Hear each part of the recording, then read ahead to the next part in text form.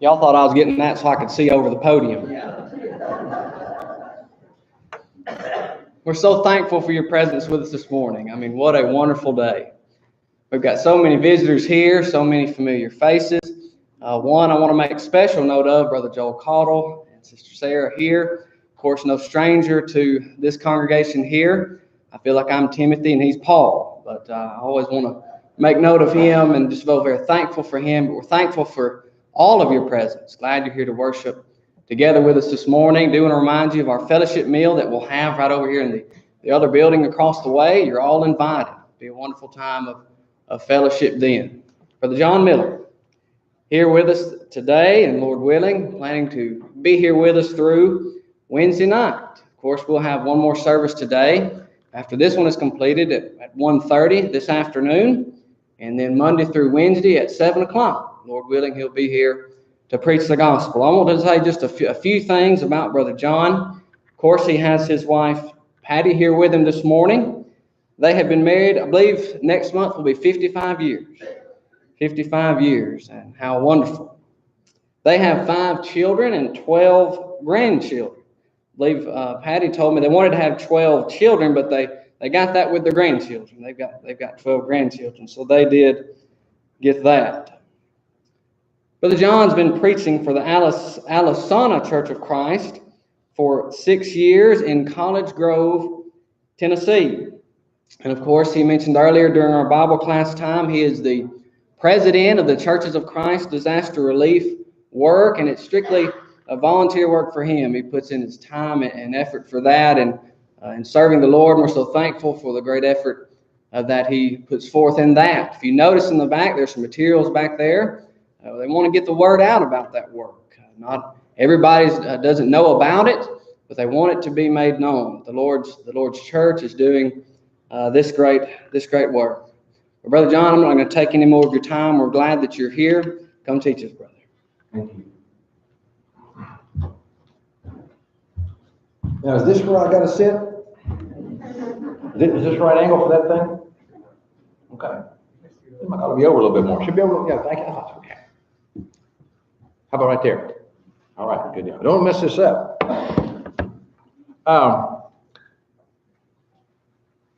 Let me mention some things that I'd like for you to look at on the table in the back. There are a number of printed things, but there's also some other little goodies that we'd love for you to have. One of them is a pretty nice pen, and it has an address on it where you can send your check. There's also a pretty nice little flashlight, and there's an address on it where you can send your check. And there's also a pink sheet like this, and it shows what we've done so far this year. You'll notice arrows going out from Nashville and different parts of the country, wherever we sent a truck already this year. You'll find down at the bottom the totals per state where it's already gone, and the grand total for this year thus far was 2.6 on its way up. Last year on the next sheet, it'll tell you it was I couldn't remember the number. It was 9 million last year of relief. Now that's the retail price of things delivered. If you went to the grocery store, bought these things, you went to Lowe's and bought these things, that's about what it would be. We are blessed. There are companies that will sell us stuff wholesale and even below dealer cost. I know one member of the church in one town was angry with Whirlpool. He was a Whirlpool salesman in town, and we could buy them cheaper than they'd sell them to him. And a lot of these companies know about us. The U.S. government tells people that want to do benevolent work, they ought to come and study our operation. We don't really like that much attention from the government, but nobody can do what we do.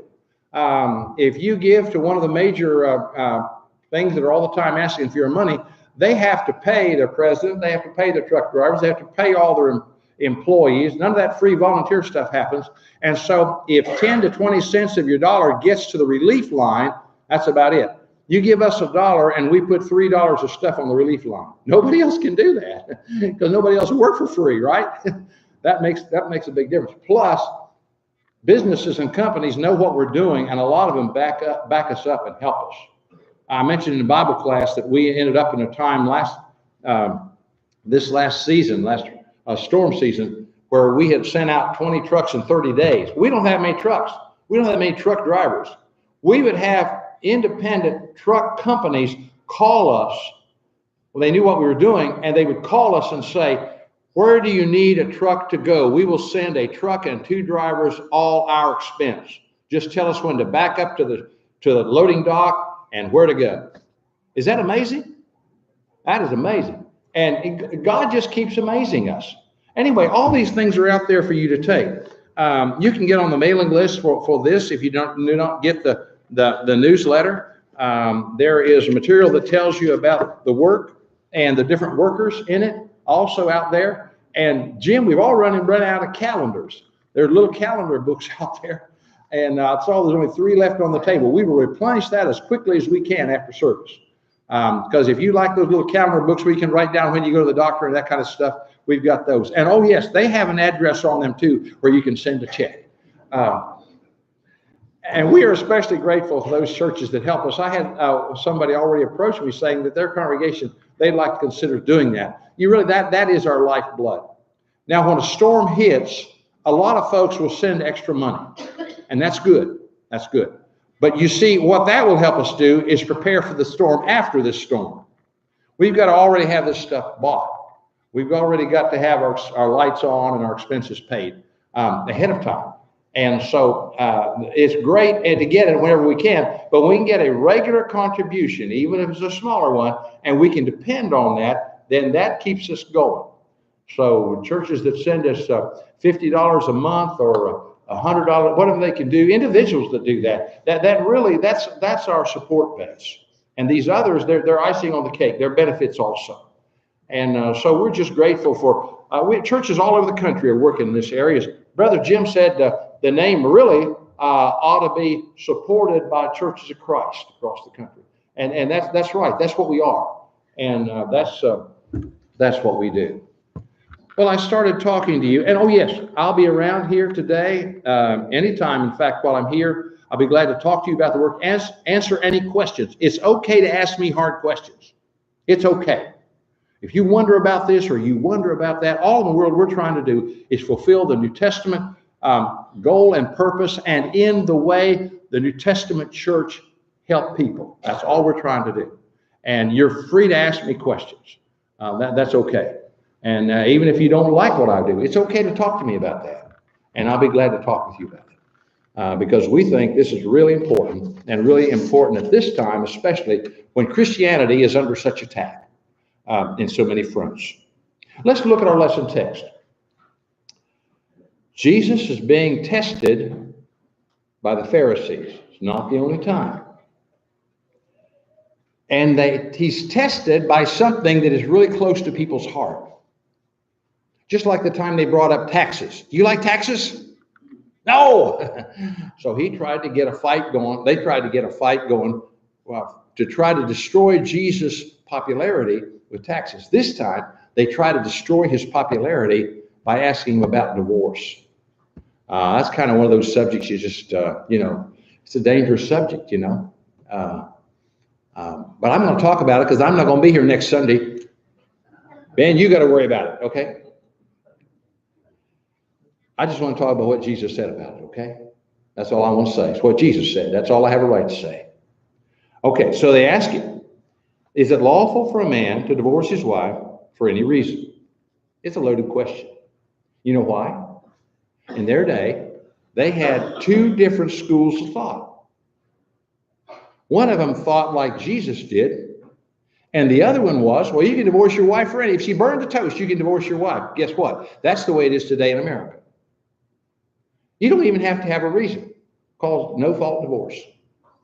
We had a daughter-in-law decide to divorce her husband because she wasn't comfortable in the relationship. It was a blended marriage. He'd already married a woman that divorced him, that left him for another guy. He married this girl. They've had a child together. And she went to the judge, and the judge said, why are you getting this divorce? She said, well, I'm uncomfortable.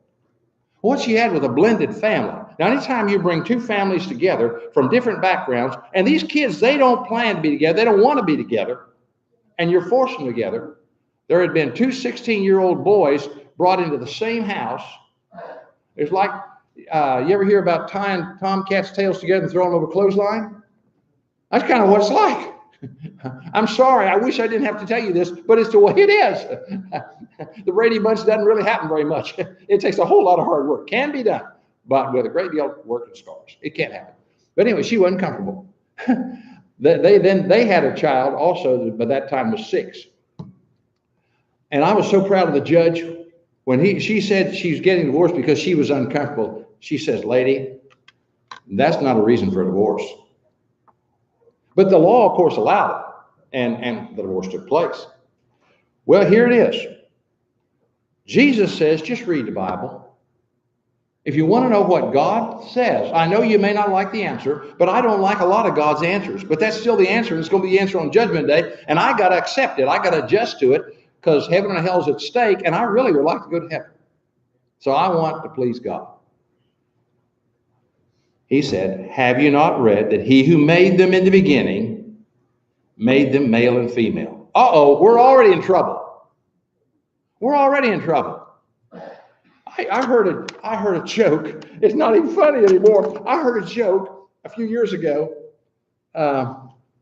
These kids were bringing show and tell items to school, little kindergartners. And one of them brought a kitty.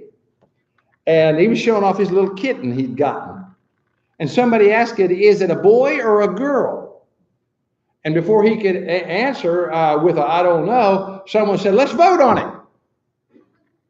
That used to be funny. It's not funny. Are you male or female?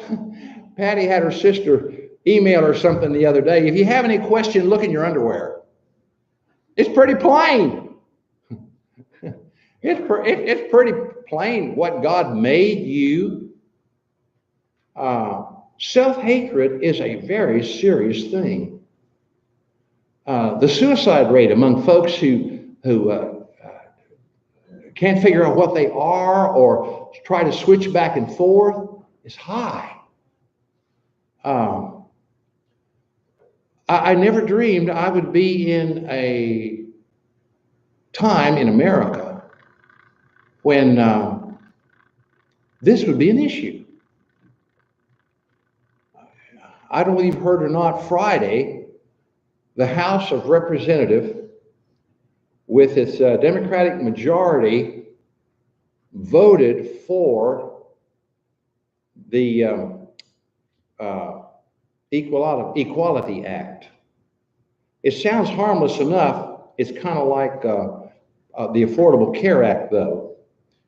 It ain't what it sounds like. Basically, what they did was they voted, and it passed, that transgender and bisexual and Q, have you ever heard them talk about they name all these letters and the last one's Q? Do you know what that means? Questioning. Folks that don't know which they are. Maybe one day they think they're this and the next day they think they're that. That these would have equal rights with race. And what that means is that all that someone who's biologically male can say is that I think I'm a female, and you have to accept that. You have to call him by that proper term. And he has access then to all women's bathrooms, shower rooms, even into battered wife facilities. And churches are not exempt. I think it was probably 20 years ago, I heard F. LaGard Smith say that persecution will come to the church through the gay rights agenda. I can't believe we're here. It's sad to say, it's not a matter of right and left. It's a matter of up and down. Now, do we accept what the Bible says and do what God says? Or do we take what the devil says and do what the devil says? Whether anybody else does or not. Already, Jesus has said something that's politically incorrect in America today.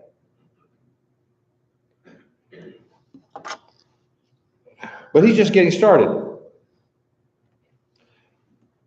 That God made them from the beginning. He made them male and female. And now number 2, and said, for this reason, a man shall leave his father and his mother. Let's stop right there. Here's another problem. Here's 2 young folks. She's grown up in her family. He has grown up in his family. Now, there's going to be a severing of the families. There's going to be a departure from that former way of living with mom and dad to a new relationship. Is that simple? Is that easy? It may be hard for you to believe, Ben, but I can remember 55 years ago. I may not remember what happened yesterday. I remember 55 years ago. And I remember Patty and I, as we went on our honeymoon, that she said, I keep fearing you're about to take me home. No, you don't feel married for a while, do you? In fact, this matter of leaving is absolutely essential to the next item. And that is one of the reasons we're having about a 50% divorce rate in America. And folks, they've said for lots and lots of years that if you ask them, well, are you a Christian? That doesn't change the rate. Well, there have been some other surveys made. Not everybody who says they're a Christian really lives like a Christian. There were some folks in Laodicea that only were kind of lukewarm. Guess what? That happens still today, doesn't it? They learned to ask some other questions in some of their surveying. Did you go to church last Sunday? Whoa! Oh, did that ever drop the total of people who said they were Christians?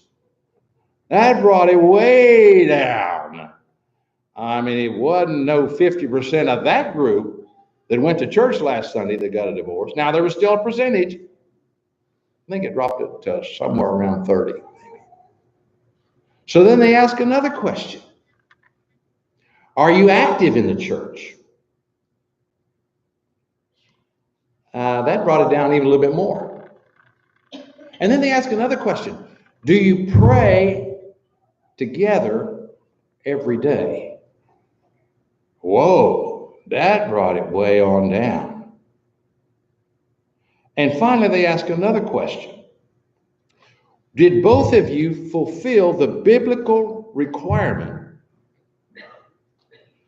to remain sexually pure to your marriage and then continued faithful to one another to this point in time? Do you know what the divorce rate was when they asked that question? Between 1% and 2%. You see, God's way really works. But now, not only do you have to leave mom and dad behind, you have to leave the single life behind. Folks aren't willing to do that.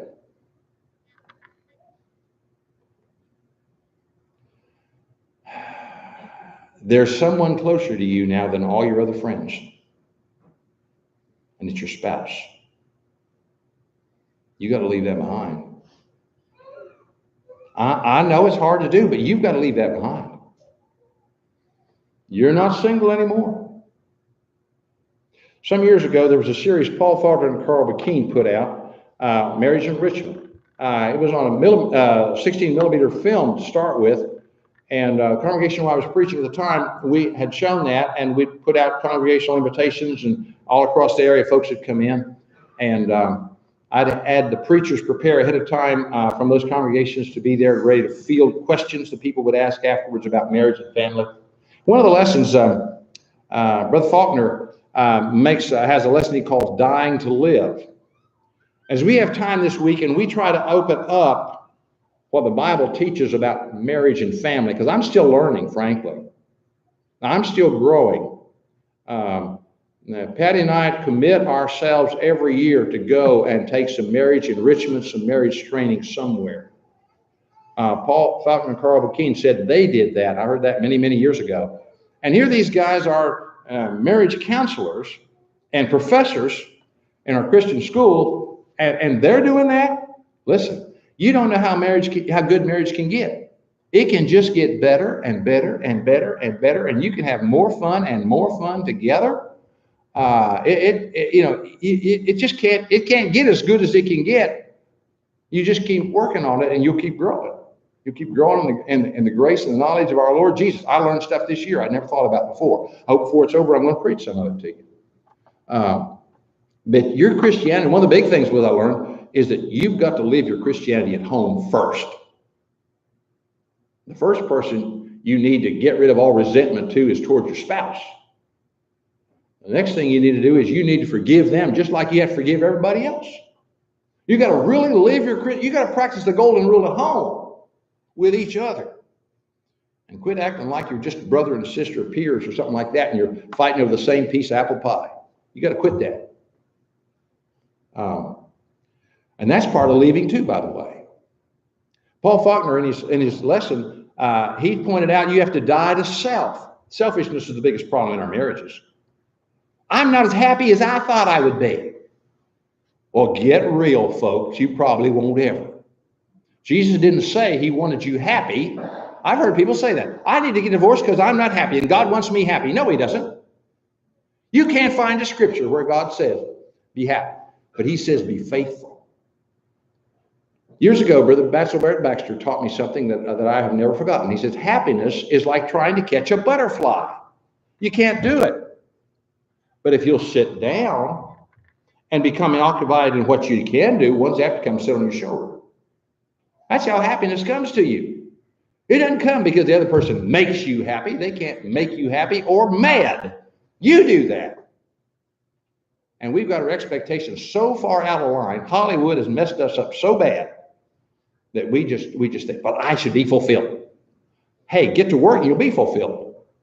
Do the right thing and you'll feel good about it. And that builds your self-image. Do the right thing whether anybody else does or not. That's not even the issue. Whether your spouse does their half, that's not even important. What's important is you do. Would Jesus quit doing his part if you quit doing your part? Well, you're supposed to bring Christianity home, see? You've got to leave that selfish, worldly attitude behind. It's time to grow up. Anyway, among these preachers, I keep trying to tell you the story. Among these preachers, a young fella, handsome young man. I was chairing a show on television called The Bible Answers. And we would have ministers from the area come in and answer Bible questions. And this one young man, he was a handsome young man, straight out of Freed-Hardeman, great Christian man, but he wasn't married. And every grandma in the country is trying to get the granddaughter hooked up with him. Anyway, Grady and I had been making one of these TV tapes, and we were walking back to cars, and he says, John, I figured out why I never got married. I said, why is that, Grady? He said, I never found a woman yet I wanted to die for. I said, well, don't marry until you do, because you're going to say, she's killing me. Marriage is about adjustment. And you've got to do the leaving before you ever do the cleaving. Now that term translated cleaving, some translate it being joined together. If you trace that word back in the original, you know what it's carrying with it? It's the idea of gluing or welding. Have any ever welded? What's the first thing you have to do with two pieces of metal? You got to clean them up. You get out there and you get that wire brush and you knock all that rust and paint and dirt and anything. You got to get that thing clean. All that stuff's got to leave the metal before it can cleave to the other. And I don't believe most young folks, when they get married, understand you got to leave all that stuff behind. And you come and you put those two fresh pieces of metal together, clean and fresh, and then you turn on the heat.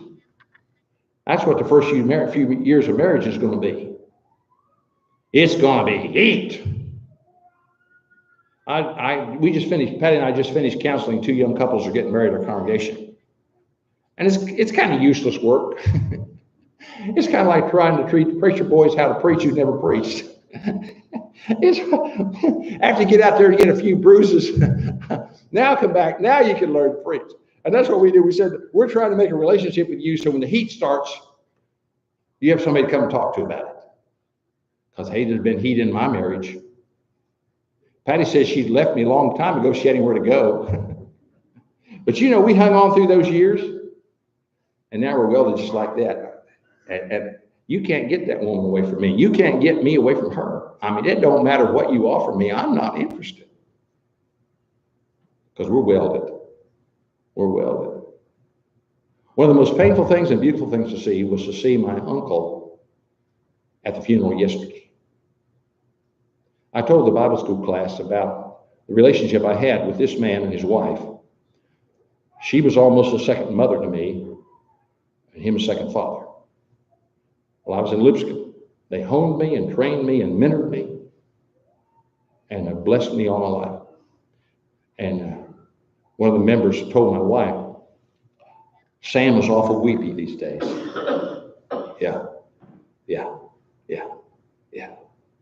It's like breaking that piece that has become one, not two, one, and two.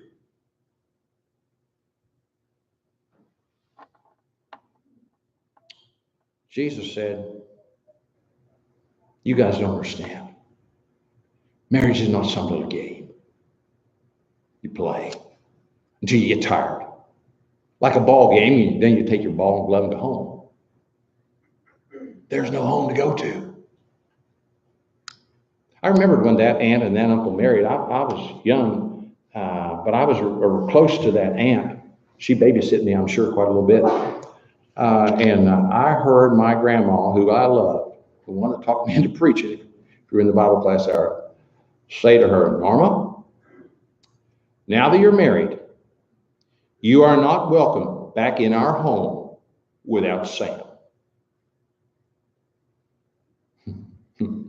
Grandma meant to break the tie at home so they would have the permanent tie with one another. Didn't she? I heard an interview of a woman who was wanting to leave her husband. She got so mad at him one night, she drove home. It was like 1 a.m. She rang the doorbell.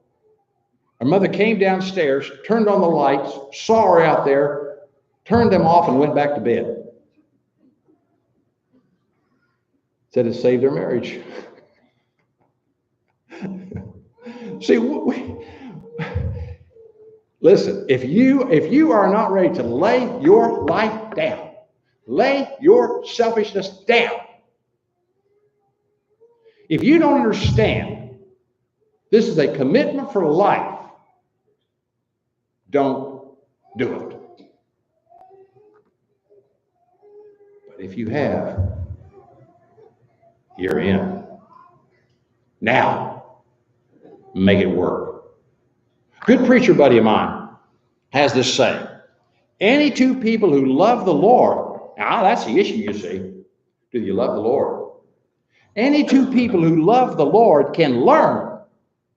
Do you get that? Can learn. Now, that's learn, that means change. That means don't be who you used to be. Don't, some man say to me, oh, I don't want to change. Buddy, if you looked in the mirror, you're changing every day. Go get your high school picture. You're changing, man. You ain't near the catch you once was. You're going to change. Now, why don't you change into the image of Jesus like he expects you to. Because one of these times, guys, we're going to talk about what it means when Paul says in Ephesians 5, husbands, you love your wives like Christ loved the church and gave. Do you get that word gave? That don't mean take, that means gave. You see, you're not made a dictator when you're made head. You're made responsible for. Gave himself up.